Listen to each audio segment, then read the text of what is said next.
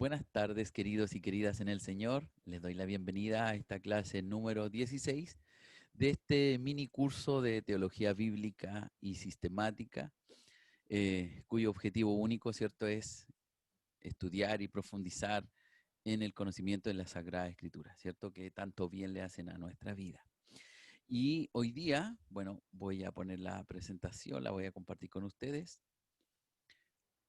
Hoy día nos corresponde... eh,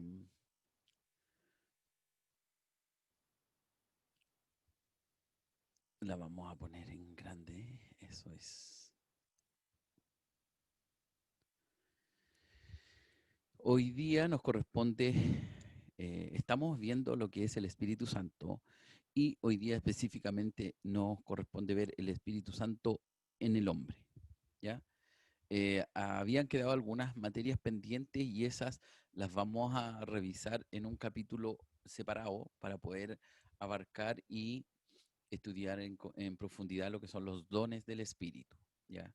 Que eso va a ser en la próxima lección. Bien, así que estando listo y dispuesto, nos vamos entonces con nuestra presentación. Eh, el objetivo principal, ustedes ya lo conocen, ¿cierto? Es conocer y profundizar acerca de la teología bíblica y las doctrinas fundamentales que se encuentran en las Escrituras. Em, el objetivo de la clase, como ya lo planteé, es el Espíritu Santo en el hombre, que es, digamos, una de las lecciones que hemos ido revisando la doctrina del Espíritu Santo. Bien, entonces iniciamos la lección considerando ¿cierto?, que cuando hablamos de que el Espíritu Santo opera y trabaja en el hombre, ¿cierto?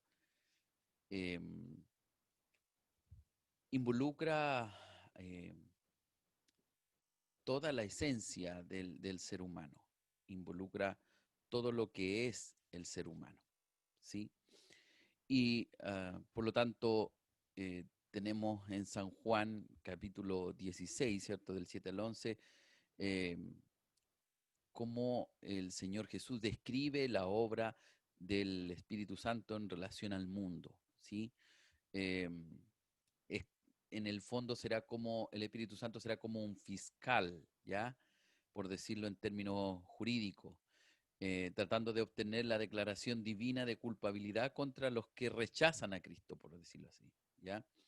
Declarar culpable significa haber demostrado más allá de toda disputa verdades que han sido puestas en duda o descartadas, o haber probado más allá de toda duda la veracidad de los cargos. Eso es como en términos jurídicos, es como, es decir, por ejemplo, un ejemplo, em, ver una flor, una rosa específicamente, ¿cierto? Una persona que declara que no puede ver belleza alguna en una rosa, pues esa incapacidad va a revelar claramente la falta de percepción de belleza. O sea, esta persona no puede percibir la belleza de una flor, en este caso de una rosa. El sentido de la belleza debe ser despertado dentro de él, debe ser convencido de la belleza de la rosa. Bueno, de la misma manera, en lo interior el hombre debe ser convencido de esta naturaleza espiritual, debe ser convencido de que el Espíritu Santo obra en él y a través del Espíritu Santo todas las verdades de Dios. Entonces, si no está en él, no está en la esencia, en su esencia, no está este convencimiento, esta convicción, jamás va a poder declarar al Espíritu Santo como real, como de que es el Espíritu de Dios que está obrando en su vida. Por lo tanto, jamás podrá convencerlo. Entonces, si lo miramos claramente, es como es algo que debe estar intrínseco en el ser humano, debe ser parte de sí. Y si esa convicción no es tal, es como decir lo mismo que la rosa no es bella, la flor no es bella, no es hermosa, porque no está en su esencia, no está en su ser el declarar algo, ¿cierto? Esa percepción o el sentido de la belleza no está en él. Entonces, si es así y lo trasladamos a lo espiritual, entonces el hombre, de alguna manera, ¿cierto? Eh, tiene en su esencia o en su naturaleza eh, el pecado de la incredulidad, por decirlo así, ¿ya? Y tenemos y yo puse la cita del libro de Hechos, capítulo 3 del 11 al 26, cuando Pedro predicó en el día de Pentecostés, ¿ya? Él no iba a decir nada respecto de la vida que llevaban los griegos, o cómo vivían, su libertinaje y su liviandad, su capacidad de engañar, su capacidad de defraudar, de estafar. Pedro no habló en ese sentido de las personas, ¿no? Más bien, Pedro en esta prédica, ahí en capítulo 3 de Hechos, su enfoque, el enfoque que él hace es hacia la incredulidad, ¿ya? Eh, el pecado del cual Pedro acusó a la gente y del cual debían haberse arrepentido fue el de haber crucificado al Señor de la gloria, ¿cierto? Eh, y además declarar el peligro del rechazar al Señor Jesús frente a tantas pruebas de, de, de, de haber levantado este falso engaño para finalmente quitarle la vida al maestro. Entonces, pero era por la incredulidad, ¿no? Y aquí el énfasis respecto de la convicción que el Espíritu Santo opera en el creyente, ¿cierto? Es distinto de aquel que no tiene esta percepción, de aquel que no tiene esta sensación o esta algo que es interno que le permite creer, ¿no? Entonces, eh, Pedro en su discurso se focaliza a tal grado el pecado de incredulidad como el único pecado, ¿ya? Eh, el único, es como la madre, decir, de los pecados, ¿ya? Es porque la incredulidad finalmente no le permite que el Espíritu Santo opere en la persona.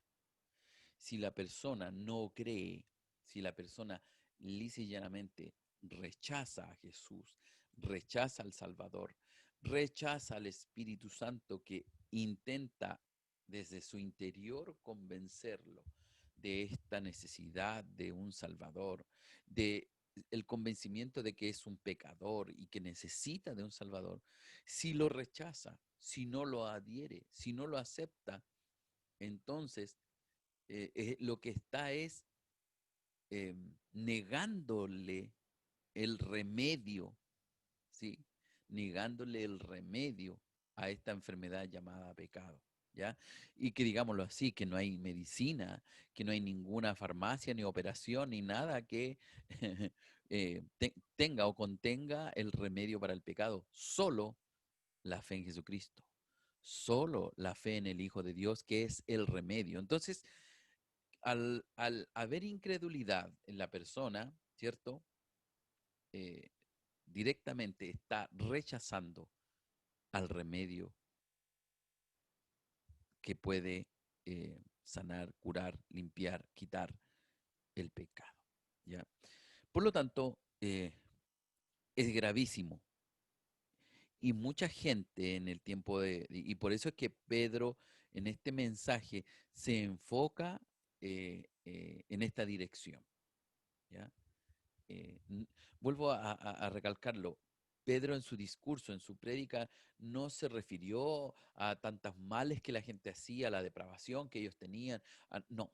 simplemente atacó directamente a la incredulidad que ellos tuvieron respecto de Jesús al negar, ¿cierto? Al negar quién era, al negar su ministerio, al negar el mensaje, ya, el mensaje del Señor. Eh, lo vamos a mirar, mire, Hechos capítulo 3, versículo 11. Dice: en el pórtico de Salomón, el hombre que había sido sanado no soltaba a Pedro y a Juan. Toda la gente, sin salir de su asombro, corrió hacia donde estaban ellos. Cuando Pedro vio lo que estaba pasando, les dijo: Israelitas, ¿por qué les sorprende esto? Está refiriéndose a la sanidad que había hecho Pedro anteriormente a este paralítico. Nos están mirando como si nuestro propio poder o devoción fuera lo que hizo caminar a este hombre. Dios lo hizo. El Dios de Abraham, de Isaac, de Jacob y de todos nuestros antepasados le dio honra a Jesús, su siervo. Sin embargo, ustedes entregaron a Jesús para que lo mataran. Lo rechazaron ante Pilato, quien había decidido dejarlo en libertad. Ustedes le pidieron a Pilato que soltara a un asesino y rechazaron al santo y justo. Ustedes mataron al que nos lleva a la vida. ¿Se fijan? Entonces, toda la línea de argumentación en este discurso de Pedro está enfocado hacia la incredulidad, hacia el rechazo de Jesús. Bien. Por lo tanto, es fundamental en la vida de la persona tener un aspecto, abrir su corazón, su mente a la fe, ¿ya? Cuando el hombre lo cierra, cuando el hombre cierra el corazón, cierra los pensamientos, no le deja espacio, ¿cierto?, al creer, entonces lo que está haciendo es definitivamente rechazando aquello que puede quitar de en medio lo que lo separa de Dios, ¿sí? Bien, también el Espíritu Santo tiene en su obra, en su trabajo, eh, implica la justicia de Cristo. Y eso está allí declarado en Hechos 2:36 y dice así: entonces que todo Israel sepa que el hombre que mataron en la cruz, Dios lo convirtió en Señor y Cristo. Al escuchar esto, todos se conmovieron profundamente y le preguntaron a Pedro y a los otros apóstoles: hermanos, ¿qué debemos hacer? Pedro les dijo: cambien su manera de pensar y de vivir y bautícese cada uno de ustedes en el nombre de Jesucristo. Así Dios les perdonará sus pecados y recibirán el Espíritu Santo como regalo. Entonces, la justicia de Cristo se va a aplicar en la medida que los hombres crean, acepten al Mesías, acepten a aquel que es el remedio contra el pecado. ¿Sí? Por lo tanto, al creer, la justicia de Cristo se va a imputar en las personas, ¿cierto? Se les va a otorgar justicia, habiendo sido pecadores. Por eso Pedro aquí lo menciona y dice, em, cambian su manera de pensar y de vivir y bautícese cada uno de ustedes en el nombre de Jesucristo. Así Dios les perdonará sus pecados y recibirán el Espíritu Santo como regalo. ¿Se fija? Entonces, el Espíritu Santo viene a consecuencia de creer, de aceptar, ¿sí? Viene a la vida del creyente, viene a la vida del que ha abierto el corazón. Bien. Ahora, respecto del juicio de Satanás, tenemos Hebreos 2, 14 y 15. Y aquí va a hacer alusión el escritor a, va a hacer alusión el escritor a que el poder de Satanás ya no podrá más afectar la vida de las personas. ¿ya? Em, el poder de Satanás fue quebrantado. Ese es un poco a lo que va a hacer alusión la carta de Hebreos en el capítulo 2, versículos 14 y 15. Dice así, Hebreos 14 y 15. Dice así. Los hijos de una familia son gente de carne, hueso y hueso. Por eso Jesús se hizo carne y hueso igual que ellos. Solo así pudo morir y con su muerte derrotar al diablo, quien tenía el poder de la muerte. Jesús se hizo hombre para liberar a los hombres, quienes habían estado esclavizados toda la vida por temor a la muerte. Interesante. Entonces, ahora es a través del Espíritu Santo que los hombres son, por medio de la obra de Cristo, ¿cierto? Son liberados de este dominio espiritual, por decirlo así, por esta esclavitud hacia el pecado, ¿sí? Y en el comentario que nosotros estamos estudiando, que es el libro de Meyer Berman, ¿cierto? Eh, hace, hace, hace alusión a un comentario de que hacen algunos teólogos respecto de, de que en una batalla, y también lo menciona también en Lucas 11, 21 y 22, que si bien es cierto, Satanás lo que hizo fue engañar, robar, mentir, ¿cierto? Y en cierto modo engañar al hombre, para que el hombre se fuera tras sus propios deseos, instintos y abandonara a Dios, por decirlo así.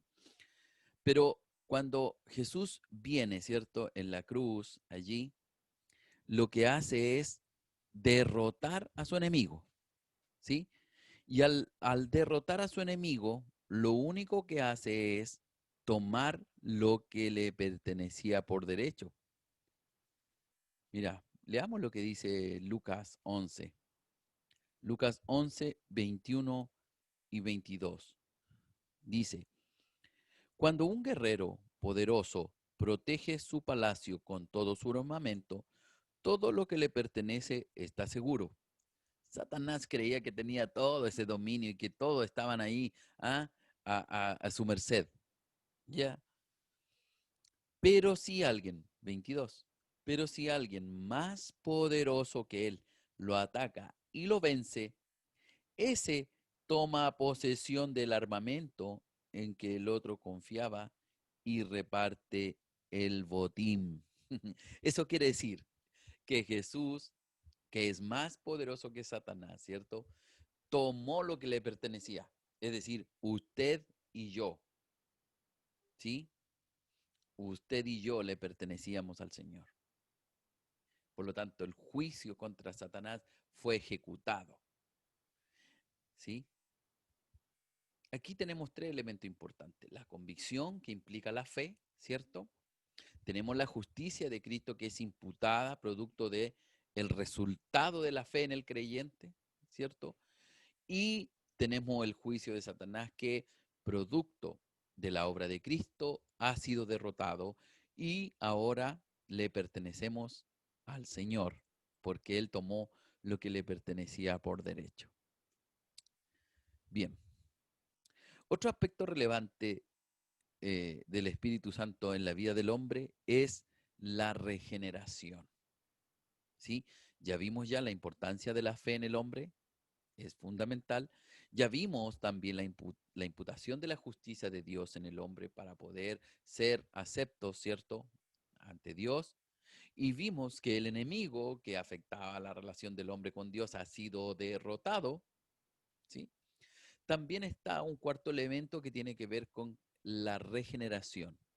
Y la regeneración, cuando hicimos el estudio respecto de la doctrina de la regeneración, lo que en términos generales, lo que logramos desprender de esta doctrina es que el Espíritu Santo de Dios, o Dios mismo, ¿cierto? A través del Espíritu Santo, imparte naturaleza divina en el creyente. Es decir, un nuevo nacimiento de una naturaleza divina al interior del ser humano. Lo que estaba perdido del hombre, lo que se había muerto, ahora ha vuelto a la vida, ¿ya? Y nosotros tenemos ahí en el Génesis, ¿cierto? Tenemos 2:7, y allí es el proceso de la creación, ¿no? El acto creador de Dios.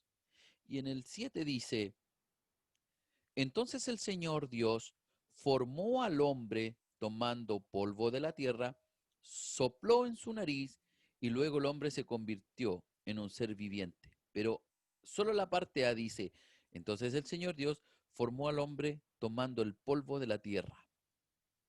Hasta ahí.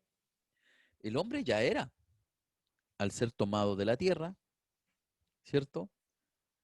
Pero ese hombre o esa imagen de hombre tomado de la tierra es un ser que está allí, pero que no tiene vida, está muerto. Si bien es cierto, ha sido creado del polvo de la tierra, tiene todo lo que es la imagen, todo lo que es la forma, todo lo que es un cuerpo, pero necesita de algo para que éste tenga vida, ¿cierto? Y el versículo 7 continúa diciendo, ¿cierto? Que sopló en su nariz y el hombre se convirtió en un ser viviente. O sea, el hombre sin Dios está muerto. Así de simple. Dios puso en el hombre el espíritu de vida, ¿cierto? Ya. Pero ¿qué pasó, po? ¿Qué pasó? ¿Qué pasó? Eh, Algo pasó en el hombre que perdió esa vida, ¿o no? Perdió esa vida. Cuando abandonó y se fue lejos de Dios, ¿sí? Perdió esa vida. El hombre necesita a Dios, ¿cierto? Y Dios vivifica en nosotros al hombre, le da espíritu, espíritu que le permite pensar, existir, ser. No solo ser una maqueta, no solo ser un estereotipo, no solo ser un, um, una mera masa, ¿no? Al soplar, al dar de su espíritu, Dios al hombre le da vida y lo vivifica. En Hechos 17:27 señala que el Espíritu de Dios está con el hombre en todas partes, le acompaña, que el Espíritu de Dios está en él.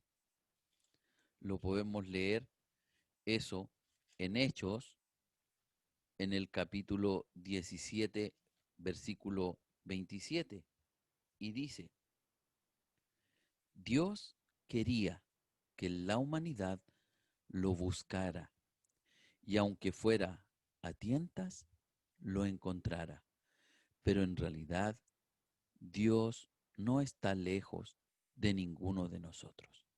Dios está cerca, puesto que ha puesto su espíritu, ¿cierto? Bueno, pero algo pasó y ahí es donde entra la morada, ¿cierto? El Espíritu Santo como morada. Cuando hablamos de morada y cuando nos referimos a morada, yo puse ahí muchas citas bíblicas porque son todas importantes para entender lo que implica ser morada del Espíritu Santo. ¿Ya? O sea, señalar lo primero, que cuando hablamos de morada implica una relación directa. Pensémoslo en lo práctico. Usted, cuando tiene una casa, ¿cierto? Cuando tiene un hogar, usted se preocupa porque ese lugar esté limpio, se preocupa porque esté hermoso, lo hermosea, usted invierte dinero, invierte tiempo en arreglar, ¿cierto? O en pagar, ¿cierto? Un maestro para que trabaje, para que hermosee su casa. Hay allí una relación directa, ¿cierto? Que es inevitable. Entonces, cuando hablamos de que el Espíritu Santo está regenerando, está limpiando, ¿cierto? Está, de alguna manera, está em, modificando esta casa, esta morada, que por alguna situación se estropeó. Bueno, y ahí está el segundo concepto que tengo acuñado ahí, que dice, el hombre perdió el Espíritu de Dios a causa del pecado. Entonces necesita volver a vivir, necesita que Dios vuelva a impartir vida. Y eso es lo que hace, ¿ya? Pero hace morada en él. Y yo, antes de seguir adentrándome en el tema, quiero que vayamos revisando estos versículos que nos van hablando por sí mismos. ¿Qué nos dice San Juan 14:17? Dice así, el consejero es el espíritu de la verdad. El mundo no lo puede recibir porque no lo ve ni lo conoce. Ustedes lo conocen porque vive con ustedes y estará en ustedes. ¿Se fija? El Espíritu Santo vive con ustedes y estará en ustedes. Eso implica una morada. Eso implica una relación directa con la morada. No, no es ajeno, es parte de, ¿sí? Entonces el Espíritu Santo vino a ser morada. Dice además que lo conocemos, ¿sí? Por eso habla de una relación directa. Veamos lo que dice Romanos 8:9. Romanos 8:9 dice, en ustedes no predomina la mentalidad humana, sino la del Espíritu, porque el Espíritu de Dios vive en ustedes. El que no tiene el Espíritu de Cristo no pertenece a Cristo. ¿Se fija? Entonces estamos hablando de una morada. El hombre humano no puede entender lo espiritual. Tiene que ser recibir esta naturaleza humana, esta naturaleza, perdón, espiritual. Tiene que recibir, tiene que nacer a esta vida espiritual. Y esa la imparte el Espíritu Santo haciendo morada en la vida del creyente. Miren lo que dice Primera de Corintios 6:19. Primera de Corintios 6:19. Aquí está, el 19. ¿Acaso no saben que su cuerpo es templo del Espíritu Santo? ¿Acaso no saben que su cuerpo es templo del Espíritu Santo? Ustedes han recibido al Espíritu de Dios y habita en ustedes. Entonces ustedes no son dueños de su cuerpo. ¡Wow! Entonces, cuando hablamos de morada, cuando nos referimos a morada, es que el Espíritu Santo ha venido a morar, a vivir, a ser un hogar en nuestro corazón, a vivir en nosotros. ¿Sí? ¿Estamos entendiendo? Bien. Ahora, si el hombre deja de ser una maqueta, deja de ser solo una masa cuando el Espíritu de Dios sopló sobre él y le dio vida, ¿cierto? En cierto momento de la historia el hombre perdió el Espíritu de Dios a causa del pecado, entonces es un muerto viviente. Es un muerto viviente. ¿Por qué? Porque puede tener cuerpo, puede oír, puede todo, pero no entiende las cosas espirituales. Y el hombre necesita entender las cosas espirituales y tiene que volverse a Dios. ¿Cómo lo va a hacer? Mediante la fe y el arrepentimiento. ¿Se acuerda que lo vimos en algunas clases atrás? Que el creyente viene, ¿cierto? Viene a Dios a través de la fe y del arrepentimiento, un cambio de vida, un cambio de actitud, como lo decía Pedro. Ustedes deben cambiar su manera de vivir y de pensar. Eso es lo que tienen que hacer, ¿sí? Entonces, mediante la fe y el arrepentimiento, el hombre se vuelve a Dios.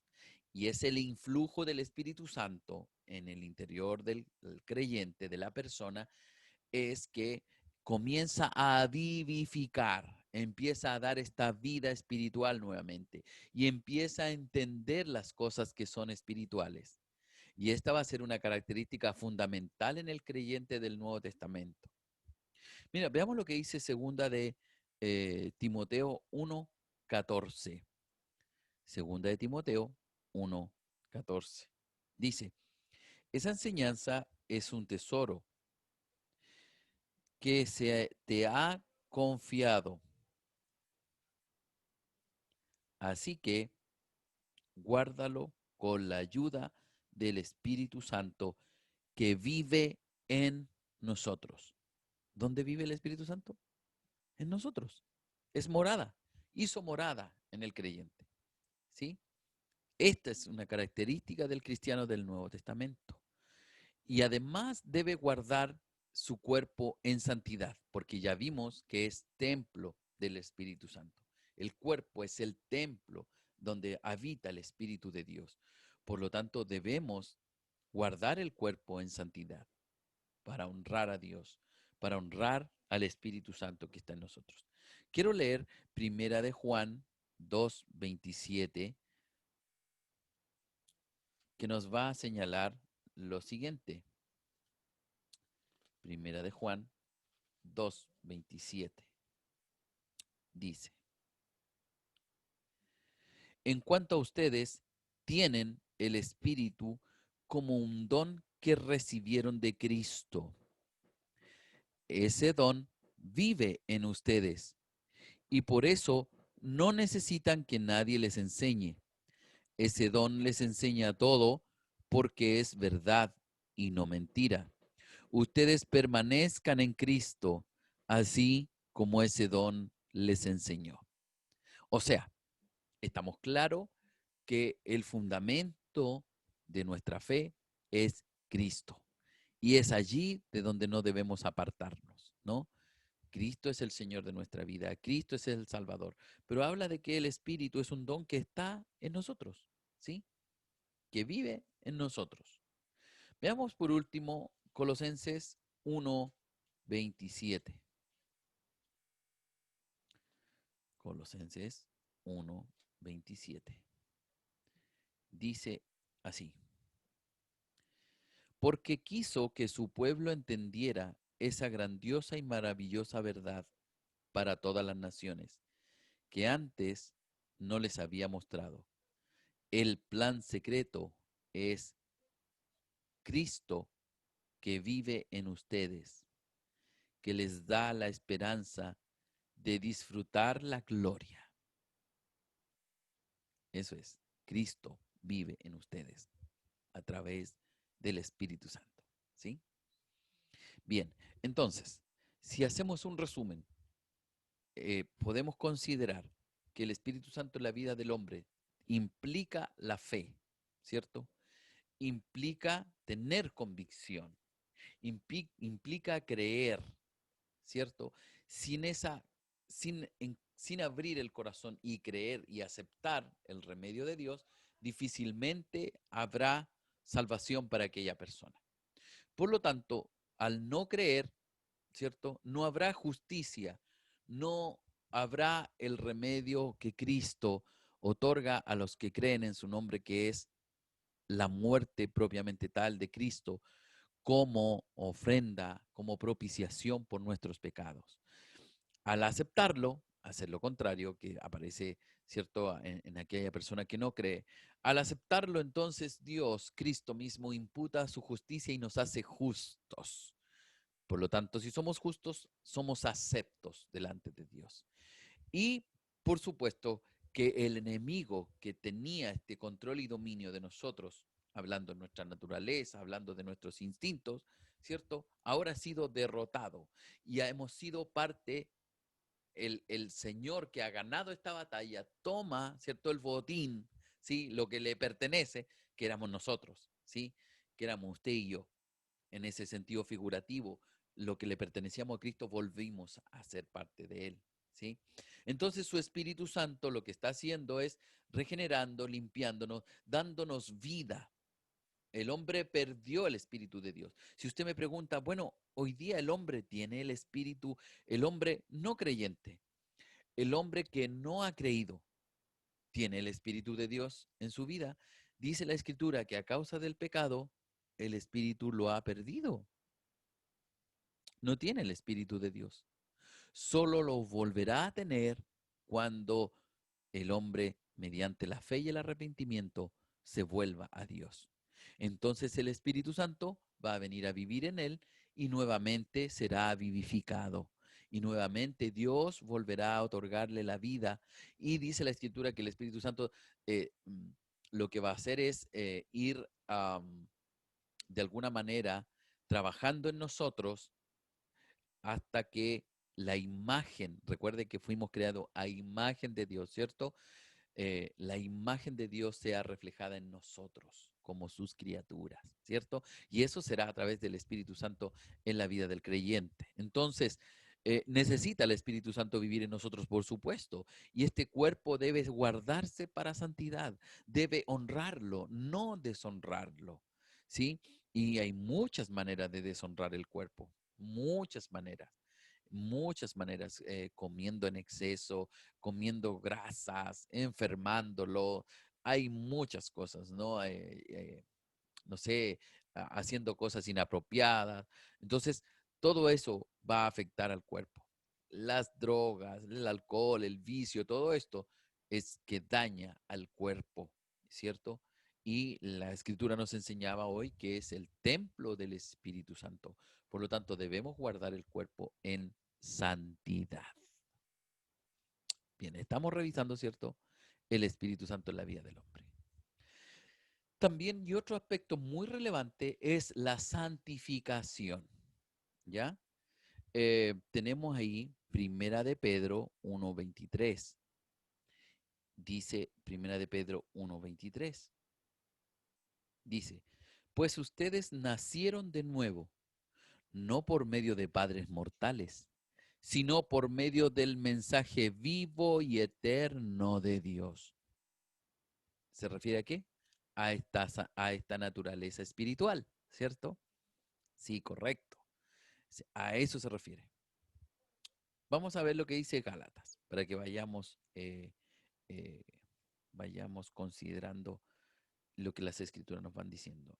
Gálatas 5, 22 y 23 dice, en cambio, el Espíritu produce amor, alegría, paz, paciencia, amabilidad, bondad, fidelidad, humildad y dominio propio. No existe ninguna ley contra estas cosas. ¿Qué le parece? Ninguna ley. Entonces, cuando el creyente ha venido al Señor y le acepta por fe, inmediatamente recibe perfección instantánea. ¿Pero cómo es eso? Claro, no olvide, y aquí es súper importante, que a través de la imputación de la justicia, Dios nos hace justos, Dios nos ve justos por la obra de su Hijo. Recuerda que Él se presenta como el sustituto, Él muere por usted y por mí. Por lo tanto, ante Dios somos perfectos instantáneamente. Por eso es que Pablo, cuando se refiere a los hermanos que están allá en Galacia, dice a los santos que están en Éfeso, a los santos que están en Corinto.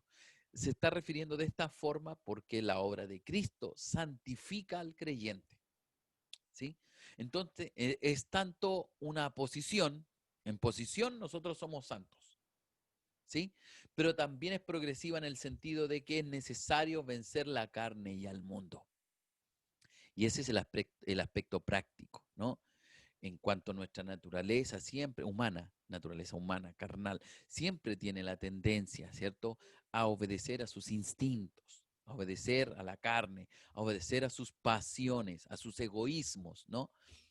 A diferencia de esta naturaleza espiritual que ha nacido nuevamente en usted, que ha cobrado vida, que ha sido vivificada por el Espíritu Santo, ¿cierto? Lo que va a hacer es continuamente en un proceso de puede pasar tiempo, pueden pasar años. A lo mejor usted dice, Señor, me dice, pastor, sabe, yo he estado luchando con algo de la carne que me afecta y que me impide crecer y que me impide avanzar, ¿cierto? Y eso tiene que ver con procesos de madurez, ¿no? Tiene que ver con procesos de madurez espiritual, ¿sí? Y en la medida que el creyente vaya teniendo estas victorias espirituales, en la medida que el creyente deje que el Espíritu Santo lo vaya guiando, en la medida que el creyente vaya renunciando a a los instintos carnales, que son desviaciones, ¿ya? Porque hay que entender claramente que el cuerpo humano va a tener instintos que son propios de su naturaleza, ¿cierto? Pero escúcheme bien, cuando estos instintos transgreden a otro, deshonran a Dios, deshonran a otra persona, ya estos instintos ya están pasando fuera de los límites de lo que podría ser eh, algo racional. Por eso es que el hombre es distinto de un animal, ¿ya? El animal solo por instinto actúa. El ser humano, ¿cierto? Tiene una conciencia moral y eso es lo que marca la diferencia. Entonces, cuando el Espíritu Santo ha venido a vivir, a ser morada, como ya lo vimos, le va a ayudar a usted en su vida a vencer la carne y al mundo. Y es una acción progresiva. A lo mejor usted va a tener derrotas al principio y a lo mejor muchas derrotas, pero cuando usted se entregue, cuando usted vaya entregando su vida por completo al Señor sin renunciar a honrar con su cuerpo al Señor, entonces usted va a tener victorias, va a tener victorias y va a comenzar a florecer en usted o a florecer o a brotar de usted, llevándolo al tema de la naturaleza, ¿no? Los árboles, los frutos del espíritu, ¿ya? O virtudes esenciales para la vida espiritual. Y de esa nos hablaba Gálatas, ¿no? ¿Sí? Que va a producir amor en usted, va a producir alegría, va a producir paz, paciencia, amabilidad, bondad, fidelidad, humildad, dominio propio.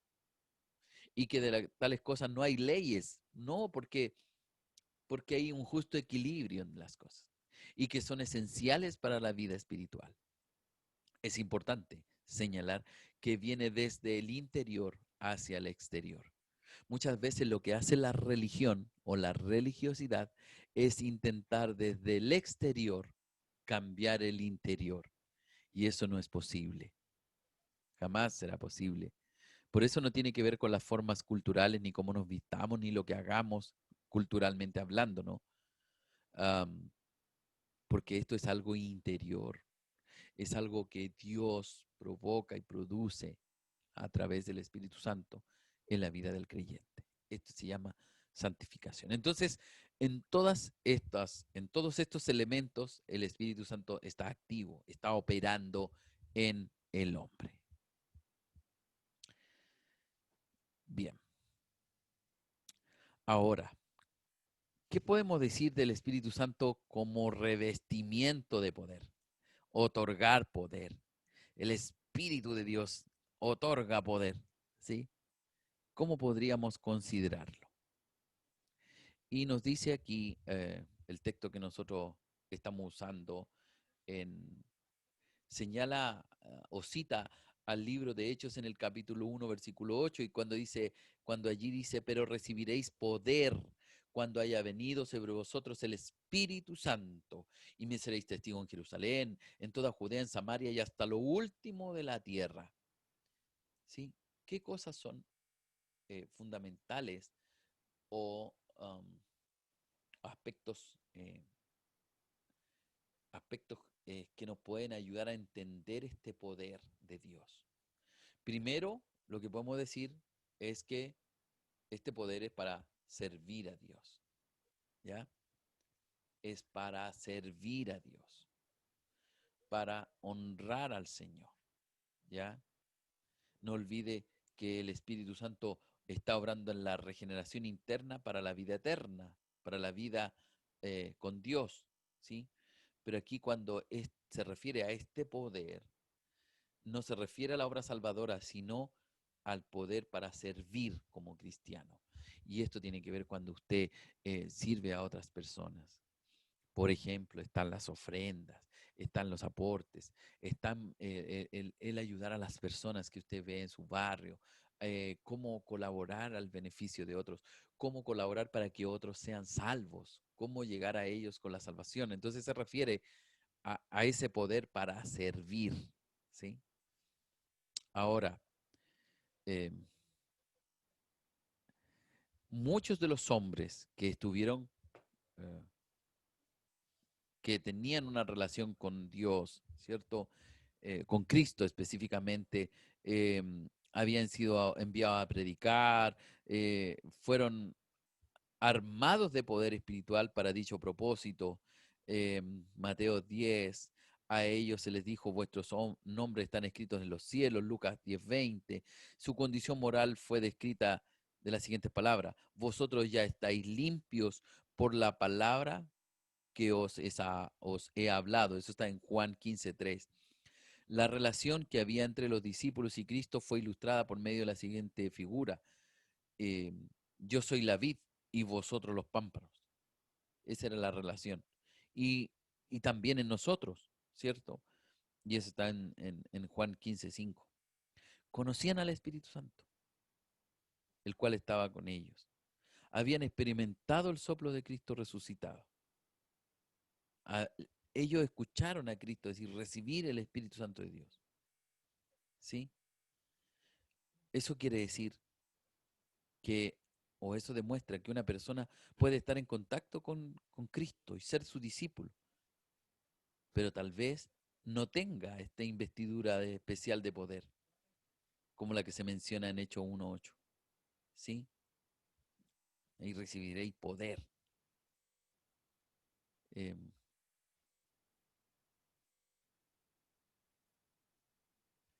hay algunos ejemplos en la escritura que las personas, hubieron personas en la escritura, ya, eh, que hubieron algunas personas allí en la escritura que habían recibido eh, o habían sido, digamos, convertidas, habían aceptado a Cristo, eh, pero posterior a ello recibieron este investimiento de poder. Posterior al momento de haberse convertido, recibieron este investimiento de poder. Eso significa que tal vez todos no lo reciben en el mismo momento, todos no lo reciben de la misma manera. Eso implica que el Espíritu Santo no opera en todas las personas de igual manera, ¿sí? En algunos casos puede ser acompañada por manifestaciones espirituales, ¿ya? En algunos casos. Ahora, ¿cómo se llama este revestimiento? Y muchos ya, sobre todo la línea pentecostal, ¿no? Le llama el bautismo del Espíritu Santo. Quiero ser bautizado en el Espíritu Santo, ¿ya? Y el apóstol Pablo declara que hay solo un bautismo, se refiere al lavamiento ceremonial, porque así era como la, la práctica que se utilizaba, ¿no? El bautismo en agua, el lavado, se refería a eso. De hecho, Juan el Bautista también había administrado el bautismo para arrepentimiento, ¿sí? Pero se refiere a aquel bautismo que imparte poder al creyente, ¿ya? Que imparte un carácter espiritual en la vida del creyente.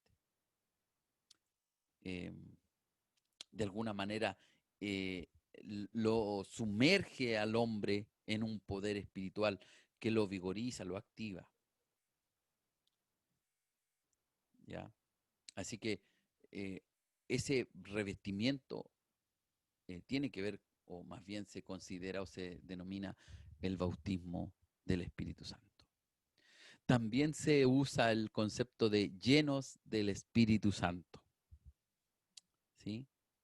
Cuando en muchas ocasiones usted lo va a poder revisar en el libro de Hechos, esencialmente en el libro de Hechos, usted lo va a poder revisar que aparecen situaciones relacionadas con este poder del Espíritu Santo, este influjo sobrenatural, ¿ya?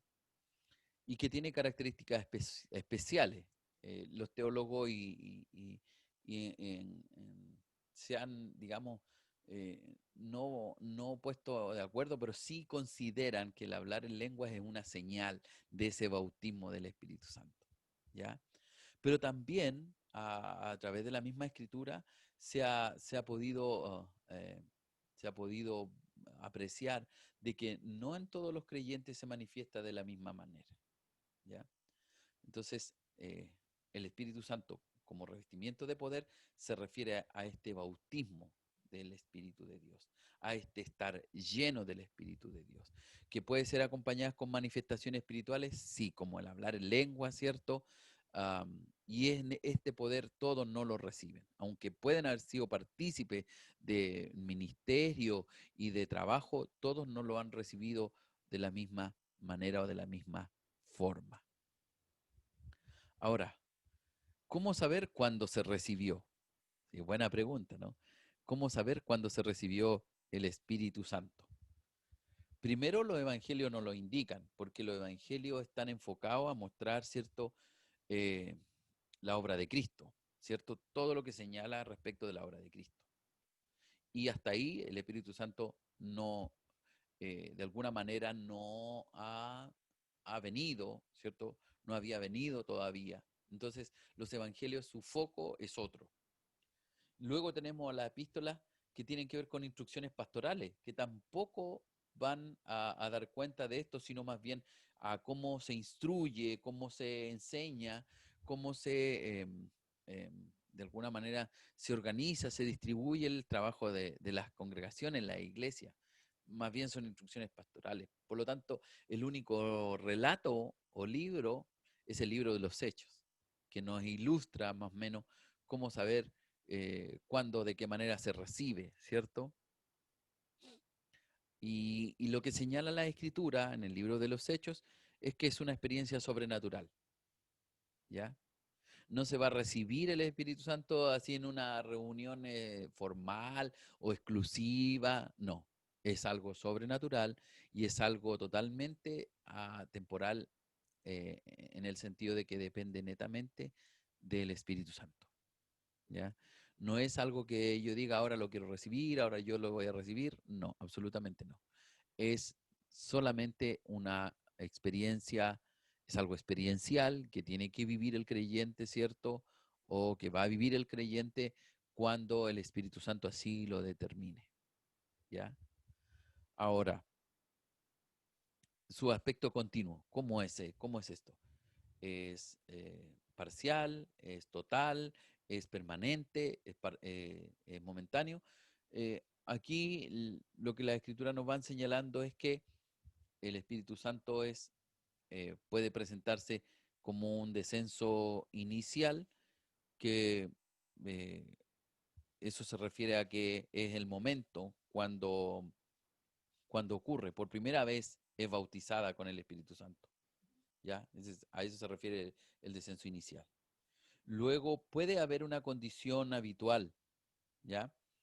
Y eso se refiere cuando está en el libro de Hechos 6.3, 7.55, 11.24, cuando habla del concepto de estar del Espíritu, llenos del Espíritu Santo. Entonces, habla como de una condición habitual. Eso es como que estas palabras de alguna manera describirían la vida diaria de una persona espiritual o de cuyo carácter revela los frutos del espíritu y una persona sobresaliente en este aspecto, ¿ya? Entonces podría considerarse que estas personas tienen una condición habitual, ¿ya? O también lo ilustra la escritura como descenso del Espíritu Santo o unciones en ocasiones especiales, ¿ya? Tenemos, por ejemplo, el caso de Hechos 13:9. Se nos narra que Dios le dio un revestimiento especial del Espíritu Santo a Pablo cuando resistió al poder maligno del mago, ¿sí? Entonces, allí hay un caso específico. También Pedro fue lleno del Espíritu Santo el día de Pentecostés. Recuerden ustedes que recibió un poder en la palabra Pedro y logró llevar el mensaje de salvación y muchos se convirtieron, fueron los primeros, recuerde. Entonces fue algo sobrenatural, es algo sobrenatural. Es un influjo del Espíritu Santo uh, que tiene que ver con el bautismo del Espíritu Santo en la vida del creyente, es estar llenos, ¿ya? Ahora, la manera de su recepción, cómo se recibe, ¿ya? Y bueno, ahí los teólogos nos manifiestan, eh, en este caso en el libro de Mayer Perman, varias características o varias situaciones que podrían hablarnos de su recepción. Primero señala que es esencial una actitud acorde a la voluntad de Dios. Sí, eso se refiere que eh, uno debiera recibir el revestimiento de poder del Espíritu Santo inmediatamente después de la conversión. Eso sería como en lo ideal. Pero muchas veces hay circunstancias o situaciones que tal vez es necesario la espera. Entonces eso depende totalmente de la voluntad de Dios. No es que yo lo quiera y lo decida, no es que yo a voluntad mía lo determine, no. Entonces allí es esencial, ¿cierto?, que la actitud del creyente esté en acorde a la voluntad de Dios. También se relaciona con la oración de otros creyentes. Y allí tenemos algunos que oraron por los hermanos, le impusieron las manos, ¿cierto? Los discípulos. Y dice la Escritura en Hechos 8, 15 y 17 que imponía las manos y recibían el Espíritu Santo. De hecho, los mismos discípulos, recuerden ustedes, los mismos discípulos no habían recibido el Espíritu Santo y el Señor Jesús puso sus manos sobre ellos, ya impartió el Espíritu Santo en sus vidas. Maravilloso.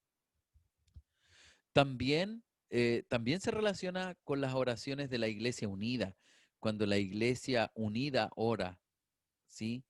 Em, por ejemplo, los cristianos en la iglesia en Jerusalén, eh, eh, cuando oraron y pedían, ¿cierto? Por los hermanos que habían sido apresados, por Pedro, ¿cierto? Recuerdan ustedes que habían sido apresados, encarcelados, y ellos estaban orando, ¿no? ¿Se recuerdan ustedes el pasaje en donde el Señor los libera de la cárcel y Pedro golpea la puerta y ellos están orando para que el Señor los libere, que el Señor haga una obra, ¿cierto? Y están orando allí, y cuando Pedro está en la puerta y la niña que abre la puerta le dice, es Pedro, ¿cómo se te ocurre? ¿Estás loca? Si Pedro está preso. O sea, ¿de qué manera están orando? No, a veces nos pasa, nosotros oramos, y tal vez nuestra falta de fe, convicción, son elementos que de pronto nos engañan, ¿no? Pero aquí se hace, o se hace hincapié o se recalca es cómo la iglesia estaba unida en oración, ¿ya? Y el poder del Espíritu Santo operó allí notablemente, se rompieron los cimientos de la cárcel y Pedro pudo salir. ¿Mm? También señalan los teólogos que esto puede ocurrir espontáneamente, ¿ya? No es algo puesto de acuerdo, no es algo programado, no. Como ya hablamos anteriormente, está bajo la voluntad de Dios, pero es algo que puede ocurrir espontáneamente, no en una cierta hora ni con condiciones que uno pueda poner.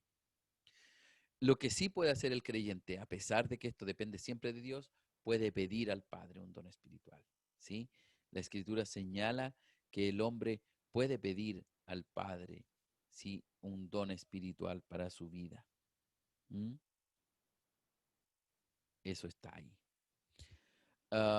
Y por supuesto, la obediencia al Espíritu Santo. Muchas veces el Espíritu Santo ha hablado a nuestras vidas, en muchas ocasiones ha hablado a nuestro corazón y nosotros tal vez no hemos obedecido, ¿ya? Eso está en Hechos 5:32. El Espíritu Santo es aquel al cual ha dado Dios a los que le obedecen. Nos ayude el Señor. Amén. Bien, estoy terminando. Estoy terminando. Eh, También tenemos em, Como otra característica del Espíritu Santo en la vida del hombre es la glorificación. ¿Y a qué se refiere esto? Am, es que el Espíritu Santo solo estará, nos acompañará en esta vida, aquí nomás, ¿ya?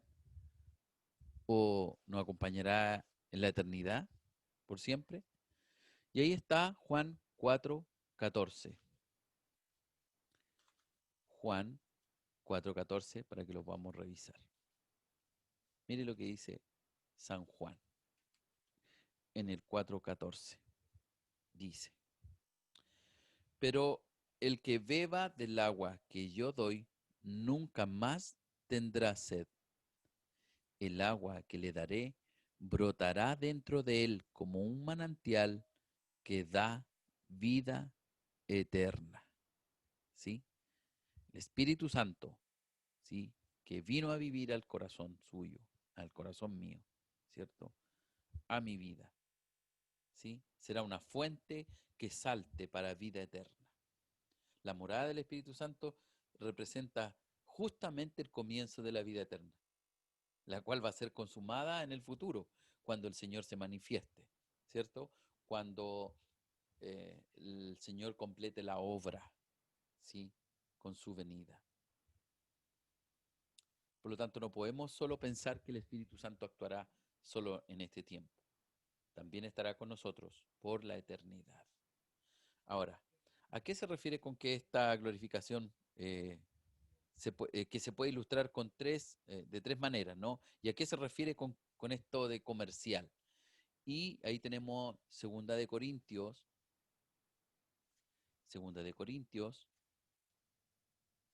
2:5. Mira lo que dice. Segunda de Corintios 5:5, perdón. Segunda de Corintios 5:5. Dice así.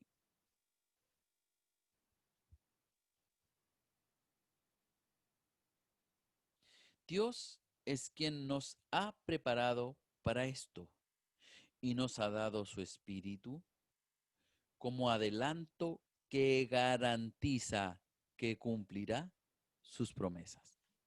Entonces, ¿en qué sentido es comercial? En que está garantizado. Gloria a Dios. ¿Sí? Es comercial en el sentido que las promesas de Dios están garantizadas. ¿Ya? El creyente puede estar tranquilo, puede estar eh, confiado. Su seguro de vida ha sido cancelado. ¿Ah? El seguro ha sido pagado. ¿Ya? Esto es para alabanza y gloria del Señor. El Espíritu Santo es la fianza, ¿sí? O la promesa de que nuestra liberación será completa, ¿sí? Es una entrega, por decirlo así, es una entrega hecha por adelantado. Usted ya por adelantado ya sabe lo que va a recibir. Es como cuando recién se señaló esto del 10%. ¡Oh! Todos contentos porque ya sabían más o menos. Ya, pues. Ahora, igual había la duda, ¿cierto? Porque no sabía si eso se iba a entregar, ¿no? Pero aquí es diferente. La promesa de Dios está garantizada. Entonces, en ese sentido, aplica el concepto de comercial. Ahora, ¿a qué se refiere con agrícola? ¿Cierto? Bueno, lo que hace es que el Espíritu Santo constituye los primeros frutos de la vida futura. Eso está en Romanos 8:23. Y dice así, 8:23. No solo el mundo, sino también nosotros sufrimos, pero ya tenemos el Espíritu como anticipo de la promesa de Dios. Ahora esperamos que Dios nos dé todos los derechos como hijos suyos cuando nuestro cuerpo sea liberado. ¿Ya? Entonces, este concepto lo que habla es de que los israelitas traían los primeros frutos de su producto al templo, ¿sí? Lo hacían en reconocimiento de que todo le pertenecía a Dios. Y la ofrenda era una parte eh, que simbolizaba el todo. Entonces el Espíritu Santo en los creyentes constituye los primeros frutos de la gloriosa cosecha futura. Amén. Ahora, ¿qué significa que sea doméstica? Ya.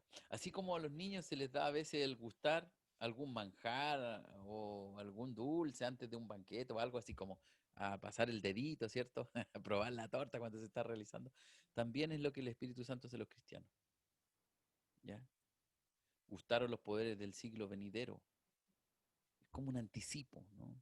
Es como, ah, ahí está Apocalipsis 7:17, que señala que de alguna manera, porque el Cordero que está en medio del trono los guiará a fuentes de agua de vida. O sea, hay que notar ahí el plural, ¿cierto? La vida venidera en Cristo será el dador del Espíritu y de aquel que hizo gustar por anticipado la bendición del Espíritu. Nos guiará, ¿cierto? A frescas fuentes del Espíritu y hacia lugares de gracia y riquezas espirituales desconocidos durante este peregrinaje terrenal o durante este caminar por la vida. Entonces, en ese sentido, la glorificación es maravillosa, es completa.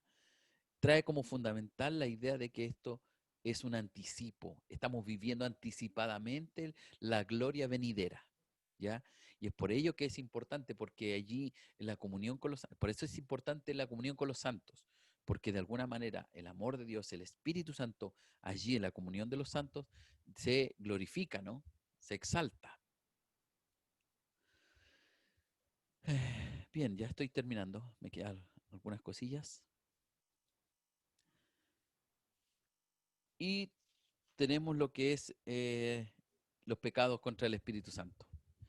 Ahí usted tiene algunas citas, yo se las dejé, pero básicamente tiene que ver fundamentalmente con contristar al Espíritu Santo, con apagar su poder. Y el más grave de todo es blasfemar al Espíritu Santo. Blasfemar es negar su poder, blasfemar es negar su eficacia, su eficiencia. Por lo tanto, el que blasfema contra el Espíritu Santo difícilmente puede tener acceso a Dios, porque está negando lo único que le puede salvar. Está negando lo único que le puede convencer de pecado y de la necesidad del Salvador. Por eso, la blasfemia contra el Espíritu Santo es considerado como el pecado imperdonable, ¿ya? Todos los otros pecados pueden ser perdonados, dice la Escritura, pero el blasfemar contra el Espíritu Santo, aquello que nos convence de pecado, aquellos que nos vivifica internamente, puede terminar por mandarnos directamente al infierno. Por eso, en ese sentido, es importante conocer las Escrituras y lo que ellas nos enseñan. Que el Señor les continúe bendiciendo. Espero que haya sido una lección que nos haya permitido conocer cada vez más. Estamos cada vez más conociendo la obra del Espíritu Santo, ¿cierto? Y eh, toda la doctrina que involucra el Espíritu Santo como la tercera persona de la Trinidad. Les agradezco toda la atención y que el Señor les bendiga grandemente. Nos encontramos el próximo sábado con la lección número 17, que también va a ser interesante porque vamos a abordar allí los dones del Espíritu Santo, ya las manifestaciones espirituales. Así que el Señor les bendiga grandemente. Nos encontramos el próximo sábado, si Dios así lo permite. Bendiciones.